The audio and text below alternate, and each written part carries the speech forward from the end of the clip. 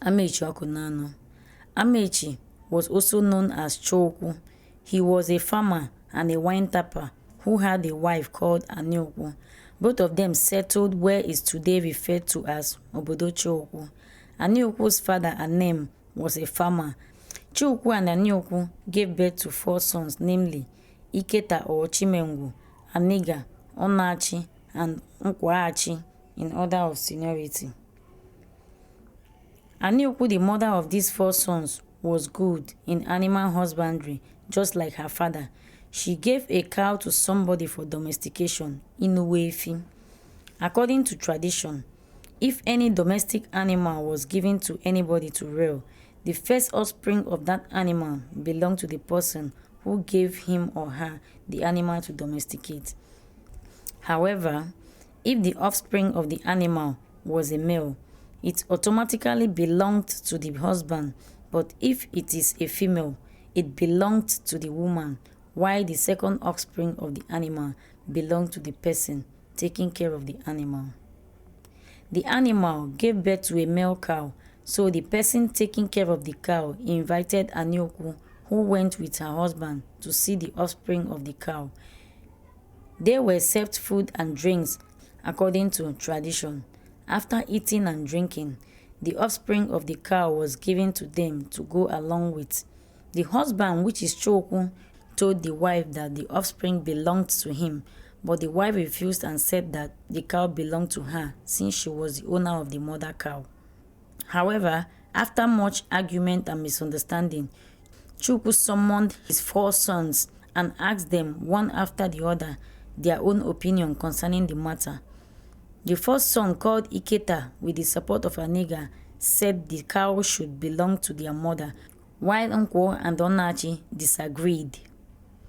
Chukwu invited his siblings, which is Obuofia, Akegbe, and Amodu, to know their opinions. After a lengthy discussion, 3 of them decided to withdraw for a consultation, Igba Izuzu. While still at Igba Izuzu, Chukwu told them he was going to tap wine at a nearby palm tree, but they told him to wait and hear what they have to say.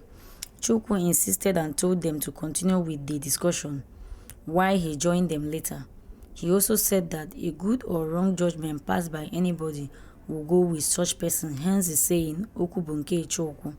After tapping wine, he joined the discussion. His siblings congratulated Nkwo and Nnaji and told them that what they had said was good, that their father should be given the cow, while they cautioned Chimengu, the eldest son, and Aniga, saying, Ishiji anahadi emiye puo, which literally means that the head of a yam can't stay and watch the tail of the yam germinate. They told them that their mother had come into that compound as a helper and her husband owned her and everything that belonged to her. After apportioning blames, Chukwu poured libation with palm wine, invoking his ancestors to prosper Nkwo more than his siblings and also bless Nnaji. He cursed Iketa, saying that his maids will prosper and expand more than him. For Aniga, he prayed that he will never progress or multiply for life. As he was trying to pour the wine on the ground, he threw both the wine and the cup away out of annoyance. For more details, see page 46 of the book. Awkunanaw.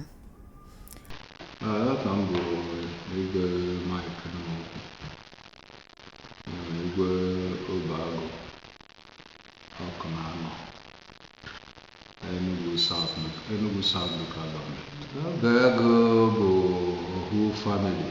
Okay. Awkunanaw. Ntuegbenese. Awkunanaw left his father's original home for his eldest brother at Amaechi and first settled at Afakpo, where he was given his own portion of land. He married a wife who bore him 2 sons, namely Okowaofia and Ekwoba. Ugwaji Awkunanaw. Igwe Christopher Kenganya. Ezo Kadowa of Ugwaji Awkunanaw.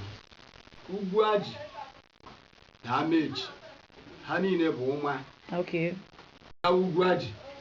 Une were mkpimkpete n'ụzọ n'ike mgbe n'ike na Awkunanaw. nwere nghọtahie ana ka eji anụ ọgụ a n'ugwu ọmụrụ bụ ebe ezigbo na ụmụ abịa ụwa ihe jikọtere ma mechi m obi ebe achịrị ụmụ okorobịa mmadụ ka eji anụ ọgụ eje nọrọ n'ugwu ọmụrụ ka ji ha ji eji ọgụ n'ebe ọmụrụ ajị ọmụ ha ji eji ọgụ ebe ọmụ ka ha nọ kwadochie and ọ bụ n'ugwu ha nọrọ ya na-elete mgbe ndị n'ike ga-abịawa ọgụ mgbe ha kwadokwere mbịabịa ọgụ ọmụrụ ewere opu ha na gbuo kara ndị ụma na ndị nwa abịawakwa ewere kwadote ọ bụ ji bụ na achịọ ndị n'ike chimi ihe ha gbagoro ebe a nọwa akpọ naira triangle nọrọ ebe ọmụrụ ndị nke be anyị buzi olu asị na a ga-akwara ha kwakpo okpukpe ụlọ na-ewere ka ọ ga-adị ha bịakwa bịa were ana ọmụrụ si ndị o bukakwara ha buru na ya bụ ebe ndị be anyị were buziere ebe ọmụrụ sawa ugwu ajị otu a ka efe ugwu ajị ji wee bata ugwu ọmụrụ ewere osisi duwe ehe a na-akụ mgbe gboo eji eji ọgụ ịkụcha ya ọ bụ ebe ọmụ ya na-eke ajị ya bụ ajị eji eji ọgụ. Ugwu Ajị was carved out from Umma. Between 1922 and 1923, there was a dispute around Awani that gave rise to Nkanu Patrol. Shortly after the patrol, a dispute broke out with much violence in the village area of Umma, occasioning different settlements from that of the rest of Nkanu town in the Awani native court area. The settlement worked with much friction until 1928, when further troubles arose. It became necessary to create a special and separate settlement near Ayo railway station. The name Ugwu Ajị came to be as a result of where the able-bodied warriors of Umma always went to spy or prepare, meaning Ikaji, whenever a war occurred between Umma and their neighbors. For more details, see page 48 of the book. Amechi Idodo. The people of Amechi Idodo community migrated from Amechi Awkunanaw and first settled at Ofioto. Amechi Idodo community came to be as a result of hunting expedition carried out by some people from Amechi Awkunanaw towards the southeastern zone of Nkanu. In the course of that hunting, see what happened in page 49 of the book. Politics. The pre-colonial Ntuegbenese people, just like any other people, had no ruler, as it was said, Igbenweze. They were not ruled by king, but had good democratic leaders that ensured the effectiveness of the community services. You can also see the extended family, immediate family, kindred, village, the role of women, age grade in page 58 to 70. Traditional ways of sharing things in Awkunanaw. There were 4 villages that made up Awkunanaw, namely Akegbugu, Amodu, Obuofia, and Umma, and things were customarily shared into 2. For example, in sharing of meat, it will be divided into 2, of which Akegbugu took first because of the right of seniority, while Obuofia took last. Then Akegbugu divided its own with Amodu, while Obuofia shared its own with Umma. It was believed that Obuofia and Umma were born by the lame woman from Amore, while Akegbugu and Amodu were of the same mother, which is the woman from Mmako. Breaking of kola nuts and pouring of libation in Ntuegbenese. When there was a gathering in Ntuegbenese clan and kola nut was presented for prayers to be said, a man from Umofidongene in Ogugu would pour libation. But if nobody from Ogugu was present, somebody from Oweli took over, followed by Ihe, Agbogugu, Awkunanaw, according to seniority, which is still the case till date. In Awkunanaw, whenever there was a gathering for any function, the oldest from Okwo in Akegbe pour libation, no matter his age, because of the right of seniority. This is because Okwo was the first existing village in Akegbugu. For more details, see page 72 of the book. Religion. The pre-colonial people of Awkunanaw were African traditionalists. Awkunanaw believed in one supreme God, whom they called Chiukwu, great God. The Awkunanaw people were well known with the worship of several gods such as Ofili, Anyanwu, Odudo, Ngwu, Nchikere, Okike, Oji, Udala, and Ogirishi. And the Awkunanaw. Awkunanaw was the controller of the clan. Its functions was to guide the people of Awkunanaw and their properties and to direct them on what to do and what not to do. Okay. I know that you are not Awkunanaw. You know the middle of Awkunanaw.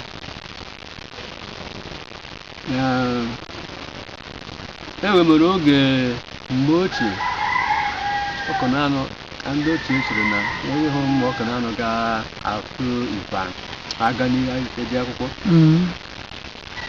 emechiekwa atụ n'oruwe ajụjụ na omekịtawa Awkunanaw ebe bịa gụọ ihe wee sie na a chọrọ ka ihe mmanụ eruwe ebe ndị ọzọ ya gụọ Awkunanaw and mekwere ya Awkunanaw ka ha ji wee yọọ ya na Awkunanaw ụmụ Awkunanaw jewezie akwụkwọ kụwazie ụzọ gbata mmepe ụzọ nke bụ ego aka ka onye na-emere Awkunanaw ewere oge ọchịchị banyere n'aka ndị amị banye n'aka ndị mmaka ji nwe obodo sitere ndị mmadụ ụmụnne abịachia na Awkunanaw na mekwere ihe dị mba ndị a ga-abịa kelee anụ mere ya site n'ebe ji nwe obodo nọ wee gawa n'ihu oruo n'ebe ọwa nọ Awkunanaw gbazite n'ihu a n'ebe a n'ihu a na Awkunanaw asịrị hụ gbasiri n'ihu a na Awkunanaw wee chi Awkunanaw na ibu ha cheburu bọket anya nke anyị butere ụzọ ji nwaanyị na-asite na ya site n'ụmụ isi a mụrụ be anyị ha na-eji akpa nkụ mana oge erikwere nye nwoke nwaanyị ma eji nwaanyị eme ma mpe ihe mana onye anụ nwegoro nwere ihe ọ bịara ime ka Awkunanaw mere ya bụ na ọma mbe chacha ndekwana ka ọ ga-eji wee wuo ihe a ga-emere asị ya na ma bụghị na ọma mpịa mana ewere ebe ọ ga-arịkwue ya ọchịchị ọgọdọ gbara ọtọ banye ọchakwara ihe ọ na-eme ihe ọ bịara enwere nwaanyị ime na-esi ike ọ bịakwa ebe a abịakwakwa ichere a na Awkunanaw enwere ihe ọ na-agba mmepecha ya n'ahụ ahụ ya jiri oji oyi ọhụma and before ọ ga-erukwe izu mgbe ọnwa ihe dị iche ga-adị n'oge nweta ọrụ ya na nweta ihe ọ dị maka ebe bụ ezigbo ihe onye na-eme ji ihe pịkwene onye na-eme ji ihe pịkwene gị na-eme ọbụghị mmadụ na-akara aka ya ma nye m njiri onwe mmadụ bịara n'ezi onye na-eme ji ihe gwọtara ọgwụ iji ha akros agacha ogologo ebe a ọrụ ihe mere nwaanyị ga-eji gbara ọtọ ọchị ịba n'ime ọgbara ọtọ mana nwoke ama mgba ọtọ na ọchị ịba n'ime ji otu aja ka ya hụrụ n'elu okay nsogbu edowego m ozugbo It was the recreational home of Osagwede, Osawowa. It was also the ancestral home for Awkunanaw people, where their grandfather lived in the past. It served as a shrine, and it was a holy place where people were expected to speak nothing but the truth. For example, if there was a case between two persons, and if one of them refused to say the truth, they would be asked to take off their shoes, their leg touching the ground, to prove their innocence. But if such a person still insisted that he was innocent, the person would die within 7 days. It was a spiritual place for Awkunanaw, and it controlled all gods and shrines in Awkunanaw clan. According to history, Ihuani was where the forefathers of the people of Awkunanaw took the decision not to accept the white man's education and his religion. They unanimously agreed on this by hitting their walking stick on the ground, while at the same time pouring libations. But later, they realized that what their forefathers had done was affecting every aspect of their lives, so they went back to the same shrine to vitiate the covenant on behalf of their forefathers. Barren women or women who needed the help of the shrine went into the shrine naked to make a request, which it was believed was granted with immediate effect. Hence the saying, "Izoere ani onwegi, ani ezoere go onwe ya," meaning, if you hide yourself or body from the shrine will also hide itself from you. So women were not allowed to go into the shrine dressed. See page 88 of the book. The elephant skull at Awkunanaw shrine was that of a big female pregnant elephant, which was killed around River Nyama in Pytch and Obago, and the skull was kept at the shrine in Awkunanaw as a mark of gratitude to the gods for the wonderful feat of killing the animal, while the skull of the young elephant was kept in Pytch and Obago shrine. Another object found there was ikoro, a wooden talking drum which was beaten to summon the people of Awkunanaw when there was any trouble or urgency. The sound of the ikoro drum was to inform the people that their attention was needed at the shrine immediately. The 5 big sacred Ntuegbe ancestral stone. The ancestral stone in Ogugu was the overall in Ntuegbenese. It was their place of worship, and every year they took in turns to sacrifice one fat cow to the shrine. They drank, ate and celebrate together to remember their common origin and unity. It also marked their common origin. That is why it was called Ntuegbenese, and because of this common origin between them, fighting and shedding of blood was not allowed among them. It was where people go to seek solutions to their problems, both indigenous and non-indigenous. The tree behind the shrine served as a shade, and no human being could tamper with it. This was not planted by anybody. There was an udara tree growing behind the shrine, and when any part or branch or leaf of the udara fell, it would never fall on people sitting under the shrine or on top of the stones. Those 5 large stones in the public square of Ogugu town, which was the headquarters of Ntuegbenese, represented the 5 original sons of Ntuegbe according to their sizes and populations. Akebo Ogugueze's population and stone were larger than those of Abu Ogugu, while that of Abu Ogugu were larger than those of Ihe, and those of Ihe were larger than Owele, while that of Owele were larger than those of Ogugu. Ogugu had the smallest stone, and their population was the smallest. You may see in page 94 of the book, women were forbidden from touching the stones, but men were free to do that. The reason why women were forbidden from climbing or touching the stones was unknown, but the priest usually declared that there was a difference between a man and a woman. These stones were special and could not be tampered with for any reasons. The pre-colonial economic activities. The economic activities of pre-colonial Awkunanaw included agriculture, trade, local crafts, hunting and animal husbandry. The pre-colonial people of Awkunanaw practiced shifting cultivation, crop rotation, compound gardening. There were varieties of yam, and they differed in size, appearance and taste. The yams were of different types. For example, Ntuegbenese was the king of all yams, but there were still some other yams like Oku, Asuadu, Ege, Abi, Mpo, Nwobokoji, Ipe, Mbona, Eyekepe, Jiocha, Obioturugu. Cocoyam. Cocoyam was another prestigious food crop cultivated by Awkunanaw people. This cocoyam differed in sizes and some tasted like yam. The varieties of cocoyam were Eziede, Enemboko, Omambo, Okara, Edaru, Edemmaka, Okorokoro, and Boma. Edaru tasted like yam. The leaves of the cocoyam contained vitamin A and B when they were fresh and could be used in making soup, meaning ofe mpotede. Cassava. Cassava was another prestigious food crop in Awkunanaw. It was grown all over the town. It originated from South Africa. It was regarded as obia, meaning stranger, See page 104 of the book.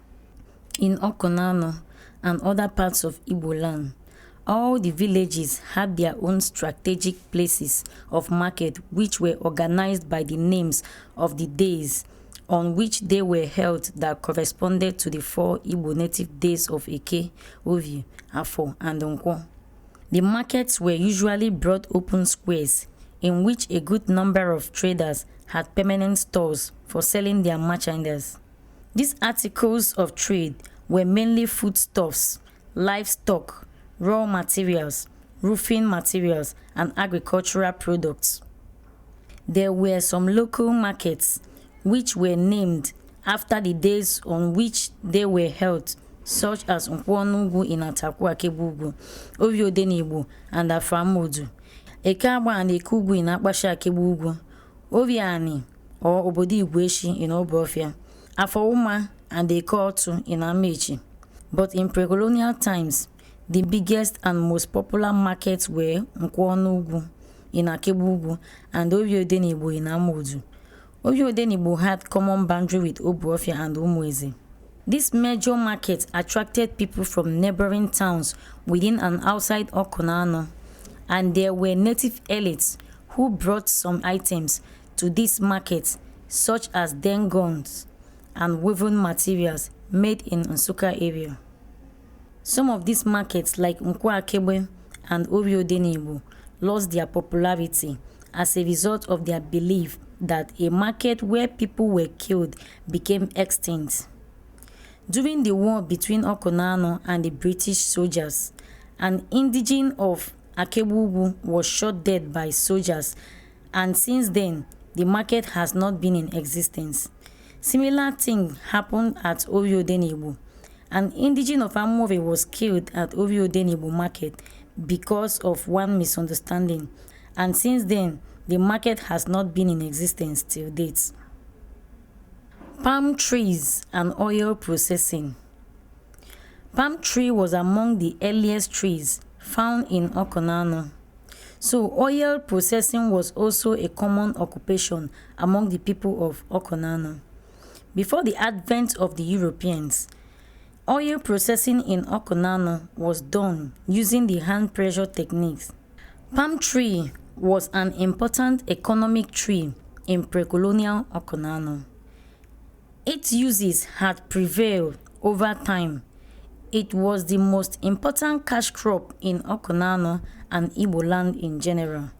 The nuts provides red oil for cooking, and the kernel could be extracted from the nuts by cracking the nuts. The shell could be used as firewood, while the kernels were also processed by frying to extract the oil, which was widely used as pomade. The pomade was also used for warding off evil spirits, healing the sick, and for hair dressing. There were varieties of palm kernel oil such as Akwu Osukwu, Akwu Ojukwu, and Akwu Igburugudu. Akwu Osukwu produced a lot of oil, while Akwu Ojukwu did not produce a lot of oil, but it was valued for its medicinal value. Akwu Ojukwu's oil was bright red in color than others. It was also used for many purposes like treatment of snake bites and conversion. But Akwu Igburugudu produced a large quantity of kernel but a little quantity of oil. Palm tree was among the earliest trees found in Awkunanaw, so oil processing was also a common occupation among the people of Awkunanaw. Before the advent of the Europeans, oil processing in Awkunanaw was done using the hand pressure techniques, even till date.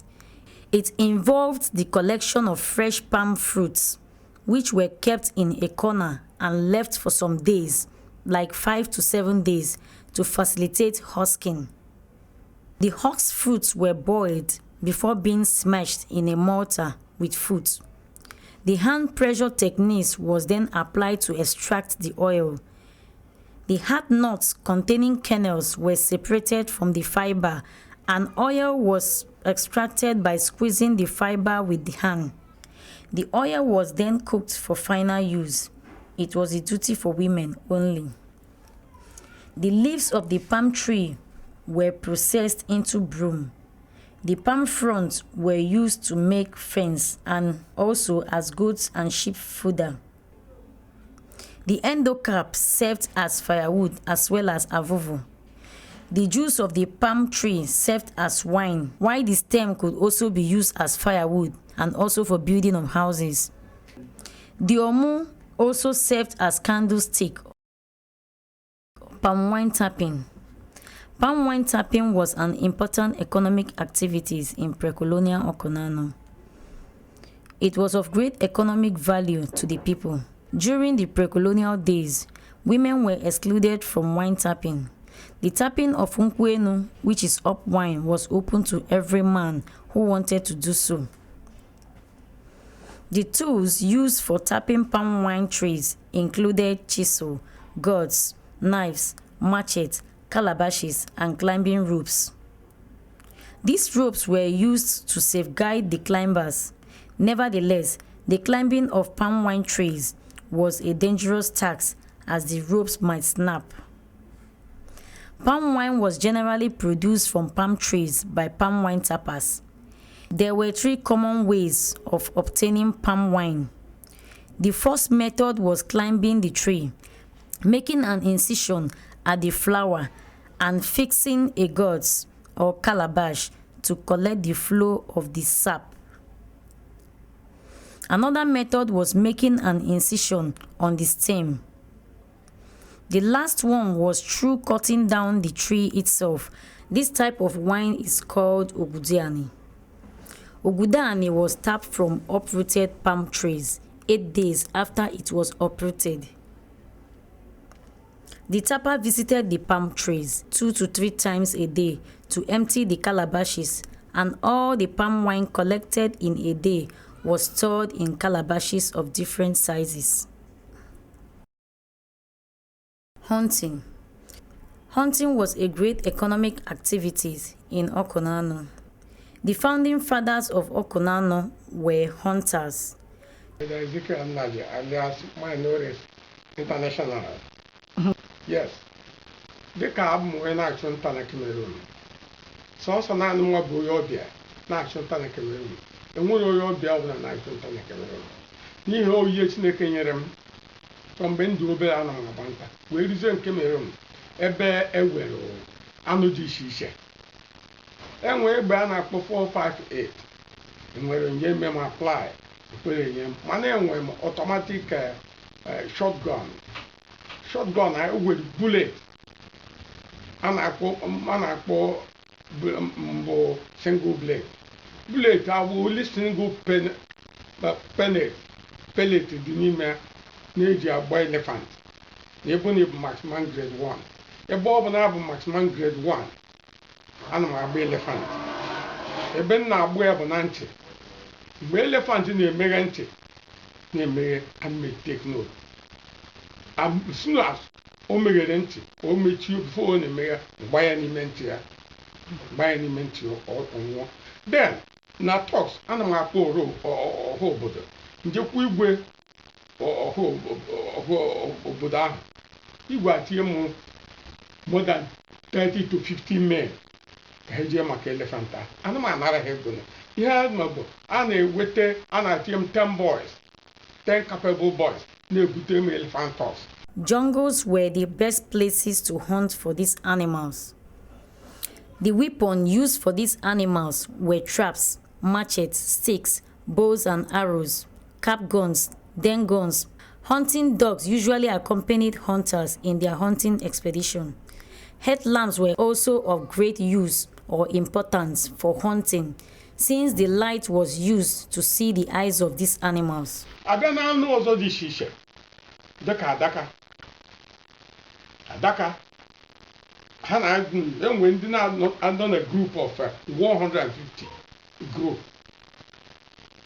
Then nke ahụ nkịta na-eme na na-egbuere nne.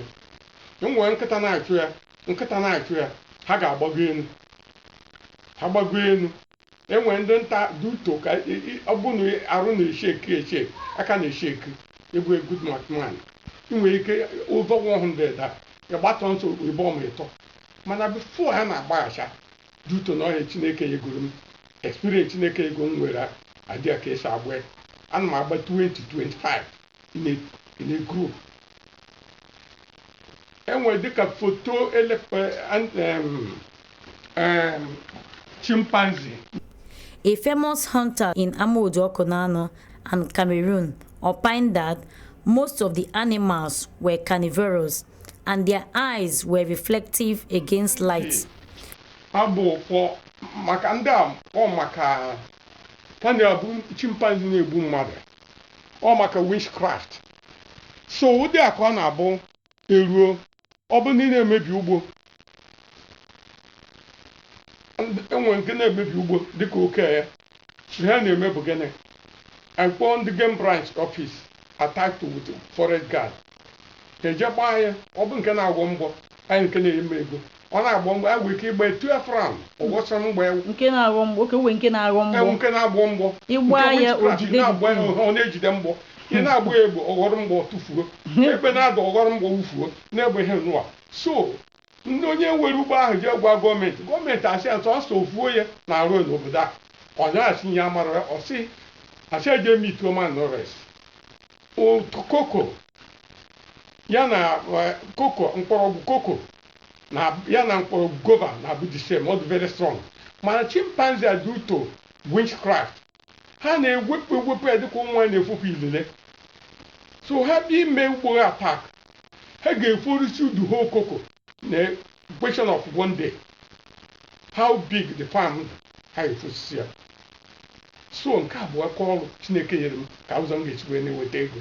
With the reflections, they were easily located since they hardly removed their eyes from the light. A hunter must be experienced and wise enough, just like Chief Ezekiel would always say, it takes a big and courageous heart to hunt. He also said that it was his courage that helped to overcome the attack of a man, his wife and child that turned into chimpanzee in Cameroon. Compass and mileage meter in the forest. And there's a 9 mile. I know that compass the Buraya Alachite in the night when I walk day and night. Up that compass and I direct it. Because without that, I'm going to make full stop. Because from here to Port Harcourt, it's about the width of the forest and not the length of the forest in Cameroon. Or the very far, the width. So one of these somebody missed now in the forest without compass. Can you compass now? Compass be direct, you could see also. Okay. Easy also. Open when he said to her, from north, he said, he might not east, he gave you a pota, he gave you a pota. Number, opposite number, to go direct to Pop Takwanda on a road day and the night. What on one road. So, Kebi no way woo Nkai now, and Adakank. I'll do one on a picture. Yes, someone on a picture. Okay, take this way woo on link. Ọkwa same mbo ndị ọkwa haya ka abịa haya m ma abịa haya m wetara m so ejewezio instead of 1 mile it take about 8 miles ebe a ka m na-akpọ akpọ because otu si eme bụ eruo na ebe igbe ego weta one of the higher hill in the forest then abịazio ana m akpọ anụ akpọ ọ bụ na m na-akpọ nziri ọnụ na-akpọ ya nwere nke ude ntị akpọ ya na-akpọ ya ọ bụ na ọnụ olu m for 1 mile ọ ga-abịarịrị na-akpọ ya then enwere a na-akpọ general calling ahụ ị na-akpọ onye a ga-anọ na nnukwu osisi to back yourself in a big trunk or a big stick to avoid dịka lion ma ọ bụ ihe na because anụ ọbụla nụrụ ya bụ ụzọ ahụ ị na-eme ka abịarịrị. So mgbe ọ bụ na chimpanzee nụrụ ya bụ ụzọ ahụ ka esi ọkpọ dị ya ga-abịa n'ebe ọ dị ukwuu. Ọnụ nkịtị ka iji akpụ ya ka ọ whistle. Mba, ọnụ nkịtị a ma tinye ọka n'imi otu a. Okay.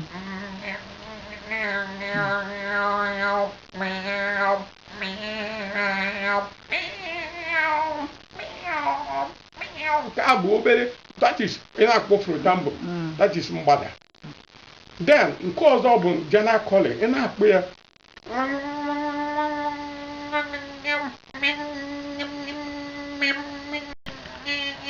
so anụ ha ga-eche na ewere anụ mmanụ ọya ha bịawa ka esi ebuo ya ma ọ bụ anụ dịka anụ na-egbu ibe dịka carnivorous animal ọnụ ọbịa ka ọ taa anụ ahụ ọ marọ na ọ bụ nkwụkwọ ka a na-akpọ ya. That's why ji anọ nnukwu osisi azụ ga-anọ nnukwu o wee kọva gị ka nke ọbụla na-abịa left or right ị ga-afụrịrị ya ọ bịakwa straight ị ga-afụ ya nke ọbụla ịfụtara isi izu kọl mgbe ahụ ọ ga-adị surprise ka ọ mata na onye na ọ bụ mmadụ ka oge na-eme mgbe ahụ ya gbago ebe ụzọ nche gbu anụ dị ya n'obodo ahụ ana otu a ka m wee gbuo nke a and mgbe m kpọrọ nke a ọbịa wee mee gịnị wee gbaa oke ya mgbe a m gbara oke nke a nne na nwa ya wee gbaa ọsọ na ihe ọzọ meziri bụ na nne ya wee wute nnukwu wee bịa ọgụ wee bute nnukwu osisi ka o wee tigbuo m. O bu osisi ọ ka si eme a na-abịa osisi abịa ọgụ site na o butezi nnukwu osisi ka o wee tigbuo m. Mgbe ya nkịtị mgbe ọ na-abịa ọ bịa ọgụ ka nso bikos ọ ga-eme ka ọ ga na-ebi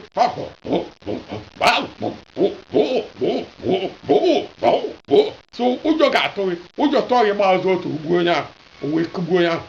Mana nke a bụ na ọ bụ ihe chinyere m ihe a na-akpọ enwere amara m ha na-akpọ ụjọ mbara n'ọfịa enwere ụjọ amaghị ha na-akpọ egwu maka a mara na m bụ egwu n'onwe m ya Chineke emeghe m bụrụ egwu n'onwe m maka anụ ọbụla akanye aka mmụọ ọbụla bụ ajọ mmụọ akanye aka sọsọ Chineke kama aka mgbe ọbụla this my jungle uniform by ọfịa na ọda because ebe a enwe m poisonous knife nke a poisonous knife nke a mileage meter nke a poisonous knife nke a bụ poisonous knife a nke a bụ egbe nke a mileage meter nke a compass nke a bụ water bottle. Mileage meter ka ihe ọ na-arụ. Mileage meter na-egosi how many miles ịgba. Yes, ọ na-egosi how many miles ịgba n'ime ọfịa. Compass ahụ na-eburu eje ebughechikwa gị na ka ị ghara ifu ụzọ. Compass nke a bụ poisonous knife nke a bụ egbe.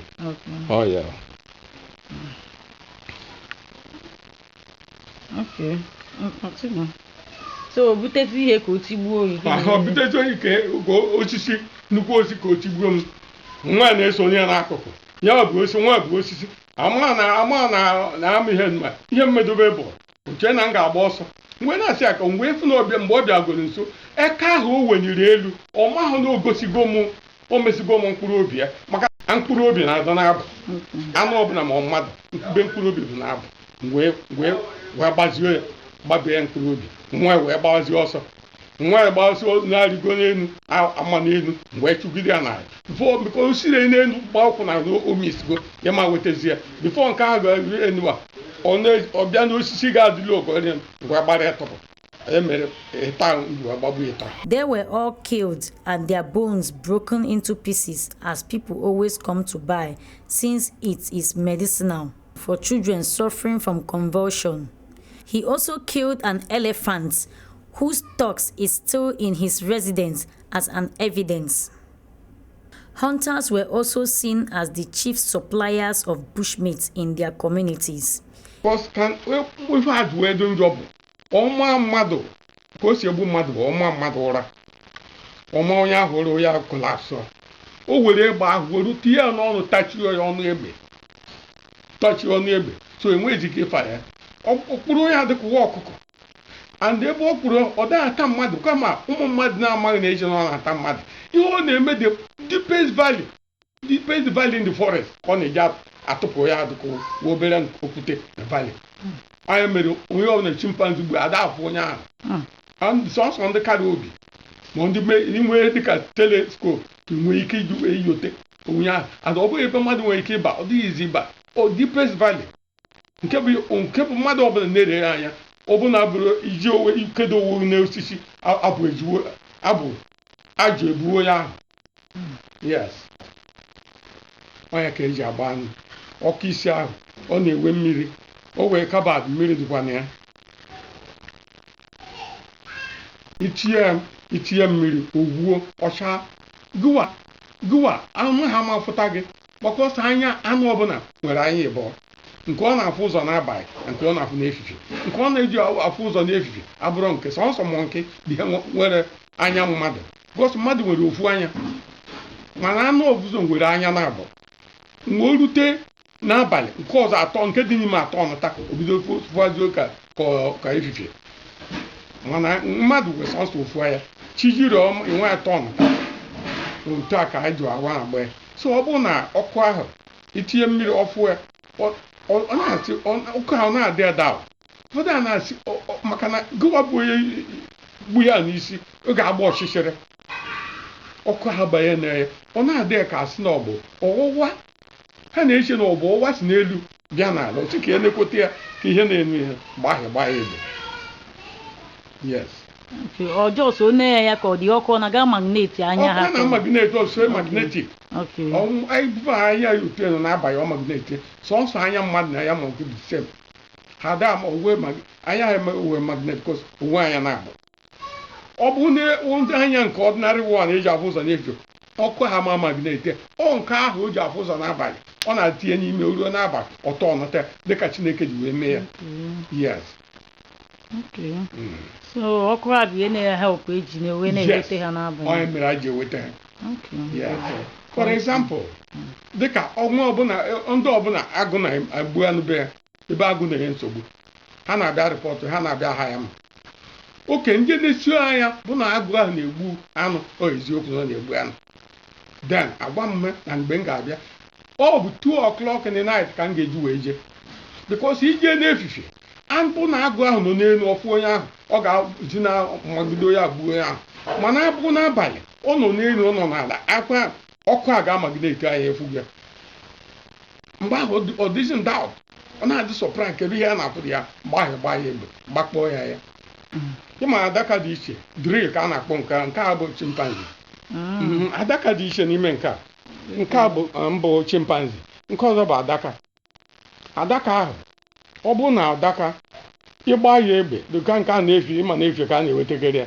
ịgba ya egbe ime isi onye gbahara na dangerous place ọbịa ọgụ ọ ga-ịgba ya egbe oge egbuo ya mbụ adaka yes ịgba ya egbe gbajụọ ya for example ịgbara egbe atụ ya na dangerous place dịka oke adaka oke nnukwu ya ahụ then ọ bịazi ọgụ ha emebụ na mma nta ka m na-eju nnukwu mma m ji achọ nta ka m na-ewere ọ bụrụ nke poisonous knife sọ mma ka ị na-ewe adị mma ahụ na ọha ụdọ ka m mụrụ ka eji egbu anụ bụ ofu nwata ka m ga-egbu nkwe ofu na mmadụ na-egbu mmadụ enwere ike egwuru nta mma gbube mmadụ ebe one time maka na ọhịa m mụrụ amụ so ebe m na-egbube adaka gbubee bụ one time ma ezi ọfịa ọbịa ma taa ka gbubee one time ihe a mụrụ amụ ma ọ kpọpụ ma ihe na obege ya. In some houses, skulls of those animals killed were hung round the house in remembrance of those hunting expedition. Ọkụ isi a bụ ọka a ji achụ nta n'abalị. Yes. Ihe ọkụ isi a azụ m ọkụ isi a 1960 ka m zụrụ ọkụ isi a 1960 ka m goro ya so egoro ya 2 and 6 ọ na-eyuzu mmiri na kabad ihe ọ na-eyuzu ọ na-eyuzu mmiri na kabad ha itinye mmiri otu owuwo so mgbe ọbụla ọ na-eti enu a anụ na-ene anya ọ na-ewu otu a mgbe ị tinyere mmiri o wepụta anya ọ magnetere ya ahụ anya ahụ anụ ahụ dị ibu wee nwee ike mara anụ ahụ mara ụdị ya kọsọ anụ ọbụla nwere anya dị iche iche nne anụ ọ dị iche oke ya nwere anya iche lee ka esi atị ya ọkụ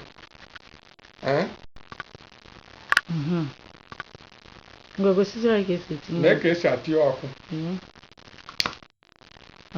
yes obere scratch o were n'elu any small distance or magnet yes ọkụ esi wee dị ngwa ọfọ na ya ka isi ọkụ. Slave trade. Slave trade introduced a new dimension into the relationship between Awkunanaw and her neighbors. The people of Awkunanaw engaged in slave trade with Nike, Okposi, Ehamufu, which were external communities. These slaves were sold to the Aro people through some middlemen in Awkunanaw. The slave route was through Nike, and it passed through Nike to Afikpo and from Abam to Arochukwu. Slaves were taken from some towns in Awkunanaw and kept in Amodu before further transportation through Akbugu. During their movement from one place to another, these slaves were caged and sometimes put into bags. Some children were bound by their fathers in order to get a loan, but if they failed to pay, their children would be taken as slaves forever. See page 125 for more details.